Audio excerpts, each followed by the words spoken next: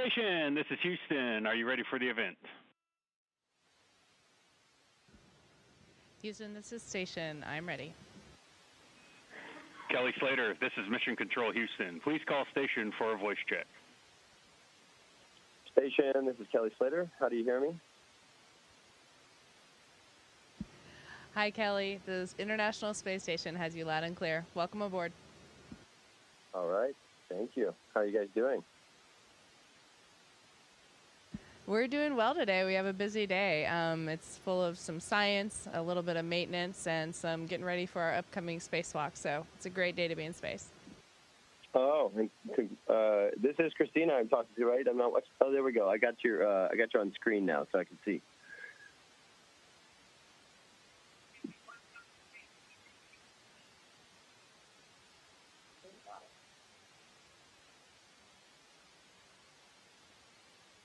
Yes, I am with you, and I have you loud and clear. Great.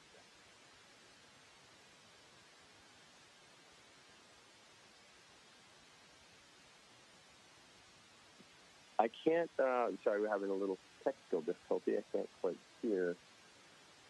Oh, ask a question. There we go. I have a list of, I wrote down a little list of questions for you guys, which I gathered from people online. Let's see here. Let's get started. Oh, first question I'm going to ask you is from two of my friends, my young little friends here in Hawaii. One wants to know how long the wait list is to get up to the space station. And this is from Toa, and Tama wanted to know if there's trash floating around in space. They are 7 and 10 years old. Those are some great questions. I think you said the first one was how long is the wait list? Well, it is pretty long, but it is, something that I think everyone has a shot at.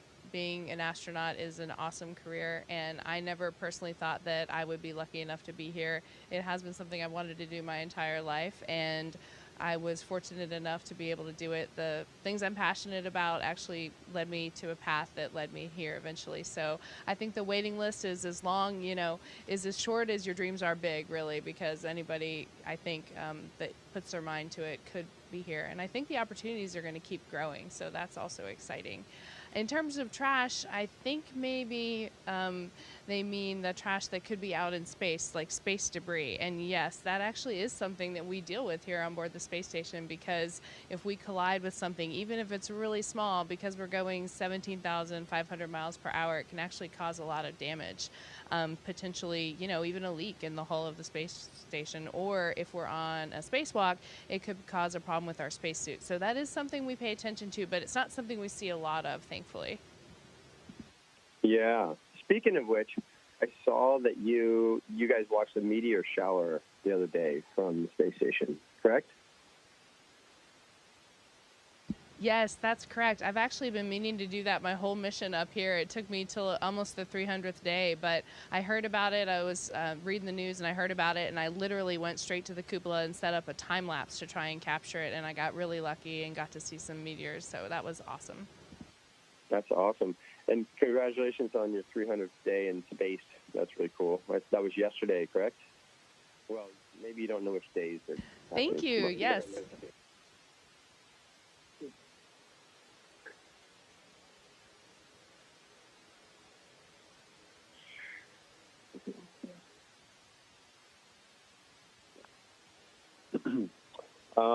Some of the questions people asked me to pass along: do you miss the blue sky, or do you still get a little bit from your perspective?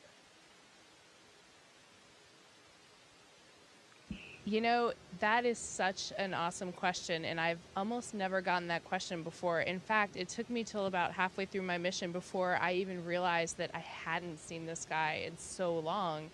We do not have any blueness to the environment around us at all. If we just look out the window into space and aren't facing the Earth, all we see is the blackness of space. And when we look on the Earth, the only blue that we see is from the water, usually. If we're over land, it just looks like normal land color, either green or a beautiful red if we're over a desert. So we don't see that blue of the sky. The one place you could say we do see it is at the time of a sunrise or a sunset, when we can actually kind of make out the atmosphere on the horizon of the Earth, and it's really, really beautiful. But no, I have not seen a blue sky since I've been up here, and I was just thinking the other day that I cannot wait to look up and see the blue sky. Wow. What about stars? Do you only see stars? Can you see stars throughout the whole day, or only when you're on the dark side without seeing the sun? Yes, we can see them only when we're on the dark side. So when we're on the side of the Earth in our orbit that's not facing the sun, then when we look out, we can see stars, and they are absolutely beautiful because we're not looking through the atmosphere of the Earth and some of the light distortion that causes. The stars are just really, really beautiful. They're solid bright. They don't twinkle at all because they're not going through the atmosphere. So they're really bold and bright. And we can also see the planets. The other morning I saw Venus, and it was absolutely gorgeous. I've seen the moons of Jupiter using some binoculars from here. So it's a pretty awesome place to sky watch and to earth watch, which I think is one of the most special things about being up here. Yeah, because I don't think we can see, is it Mercury and Venus very well from the Earth, only right at daybreak, or right after the sun goes down. Is that correct?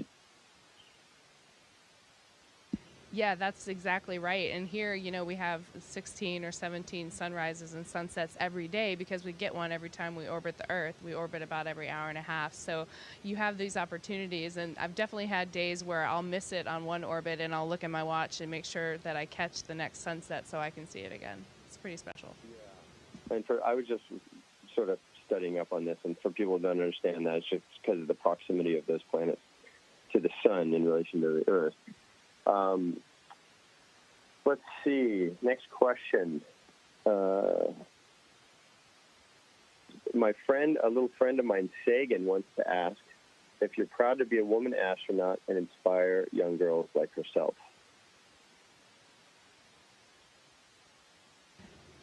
That is a huge honor and part of my job. And I think one of the times that stood out the most was when me and my crewmate Jessica got to do the first ever spacewalk that was just 2 women outside the space station. And knowing that so many people were following along and so many people were supporting us and telling their daughters about it, that was really special. So to me, it is absolutely a huge aspect of my job that I consider an honor, and I feel very lucky that I can do that. Cool. How has the trip changed you personally, and does that continue when you're back home?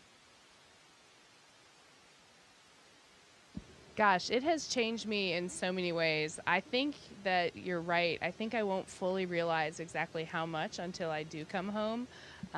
But personally, I think that a lot of the changes up here are in the form of personal improvement. When you work and live with people in such close proximity, you really have to face a lot of the things about yourself that maybe that you should change and should make better. But, there's no running and hiding from any interpersonal things here. There's no escaping back to, your own comfort zone in your own house away from, say, your work or friends or things like that. So really having to chase down some of those things about yourself and dig deep to become a better person, I think is the way I've changed most personally. And then also just my view of the Earth and the planet and humanity, recognizing that, there's so much more that humans have in common than we have that are different, and that we all cling to the same Earth and we all have the same needs. And, knowing that I've seen all these places on our planet from above, recognizing how fragile our planet is, in the larger universe. And then when I go back to Earth and I travel around, I see these places, I'm going to know what they look like from space, which is just a perspective that I almost can't even imagine yet. Sometimes I also wonder how much more poor I've become. I'm not sure how many surfboards my husband has purchased since I've been up here, so I'll find that out when I get back to Earth, too. Nice. I hope you got a bunch. I do, too, actually. I encourage it. Yeah. I hope Texas has had some surf while you've been gone. That sort of leads into a couple questions, the stuff you just said. So a lot of people did have questions around privacy on there and getting your own space. You covered a little bit of that, but maybe you can just add a little more. And then also, you talked about seeing space from up, seeing the Earth from up there, and a lot of people, Tom Carroll included, wanted me to ask you how intently you've been looking at and taking pictures of the fires in Australia. I noticed you put one on your Instagram the other day, and what's that look like from up there?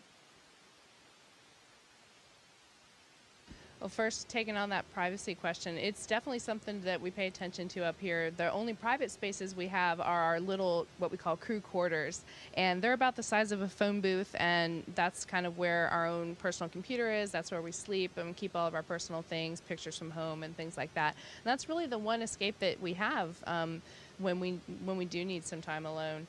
We don't have, personal workspaces, like we don't have our own desk or anything like that. So when we work, we have to be very conscientious and clean up after ourselves and make sure that we leave the station always in a, config so it can be really efficient, because the next person working in the place where you're working, it could be showing up 5 minutes. So that's definitely something that's taken some getting used to. And it'll be interesting when I come back home and I will feel like I have so much alone time. And in terms of being able to see things on Earth, like natural disasters, and in particular the fires in Australia right now, it's definitely, it's a stunning thing to have the perspective to actually see things on a global scale. And there's very few things I've seen that actually, I would say, encompass that kind of a global scale since I've been up here. One was Hurricane Dorian, and I would say the fires in Australia is the next. Not only can we actually see the fires burning, but even more amazingly, I was flying over Tahiti recently. I was taking some pictures, and I noticed off on the horizon of the Earth, there was this really long, unusual cloud that covered the entire horizon that I could see, and it was kind of a brown color.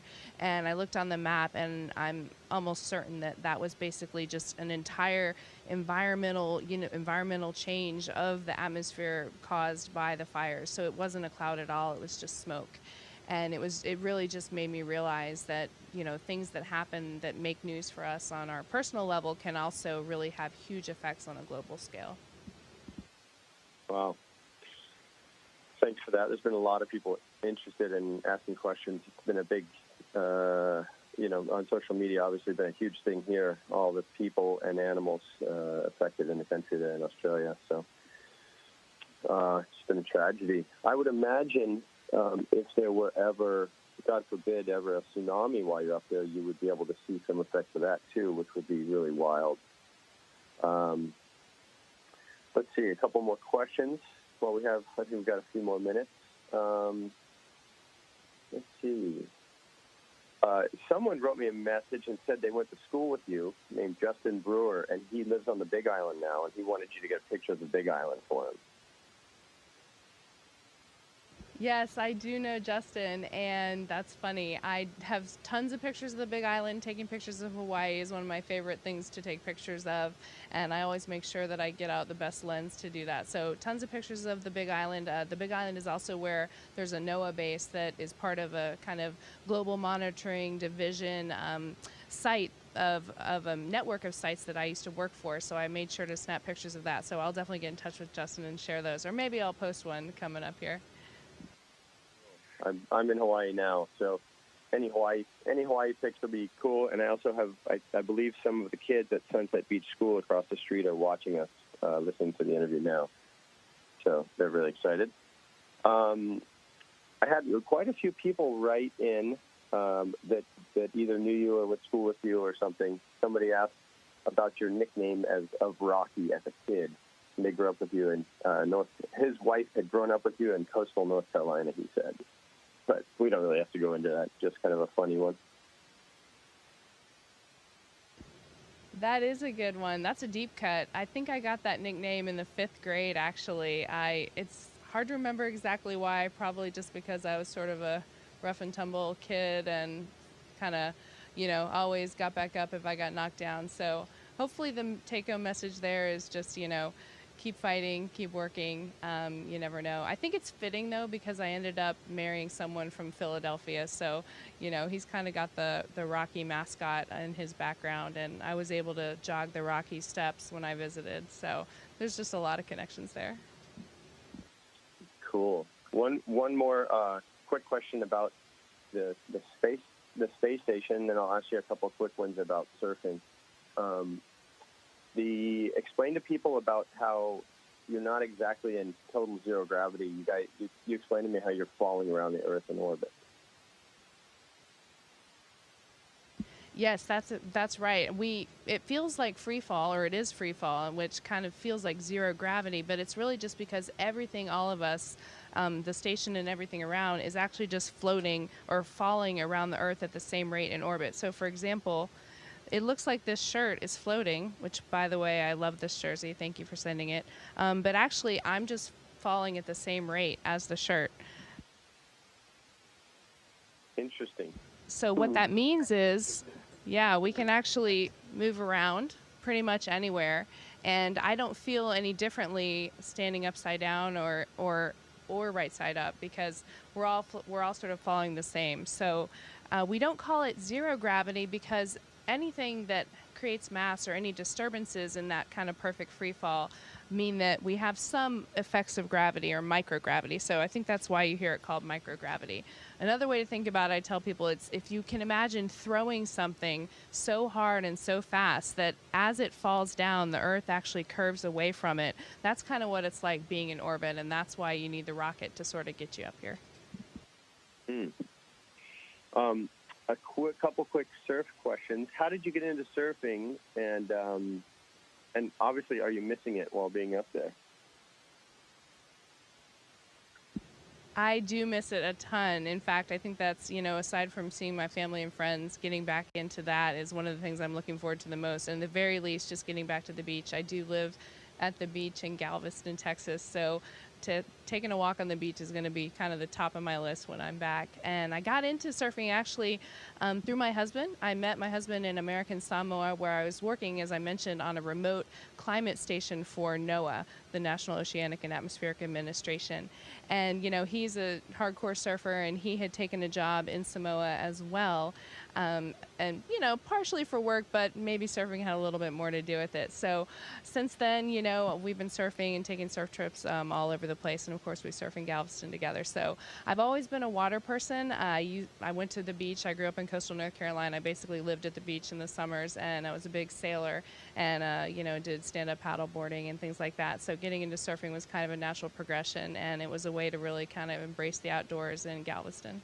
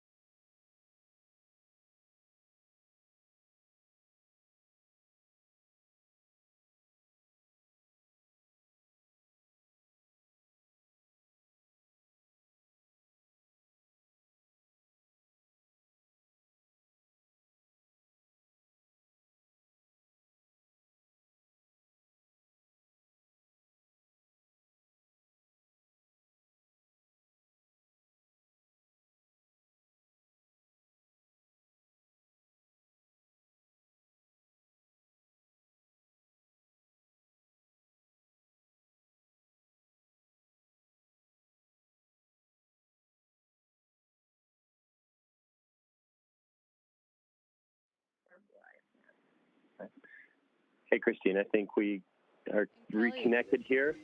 Yes, there we are. I think since we've been talking, you've gone about 5,000 miles, which is pretty wild. That's across the U.S. and back. A quick question. what's it like taking off in a rocket and also re-entering the atmosphere? Which one is more exciting or scary? People want to know. And is there any motion sickness? Well, I am a rookie. You know, I am a rookie flyer, so I have not experienced re-entering yet, but hopefully in just under a month I will get to tell you about that too. But I can talk about launching on a rocket, and it was the most incredible experience I have ever had. It's funny because the simulators that we train in make you very comfortable with the launch sequence and all of the hours of activities that you have to do to get ready for that. So everything felt really normal. And then there is an actual countdown. You hear it going off, and you know, instead of the simulator just making the noise of the rocket engines, there was that, but then also obviously we just started moving up, and we never stopped going up. It just, you could tell that you were just shooting directly straight into the sky, and there was rumbling about the feeling of being on a roller coaster.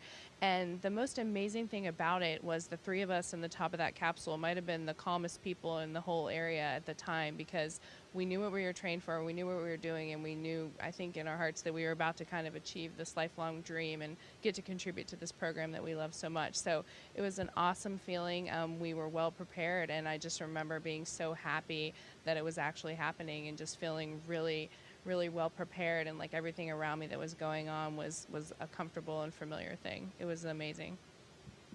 All right. Hey, Christina, it's good to talk to you again. I'm gonna throw one more question to you, which is, what's your favorite bit of coast around the world that you've looked at from up there?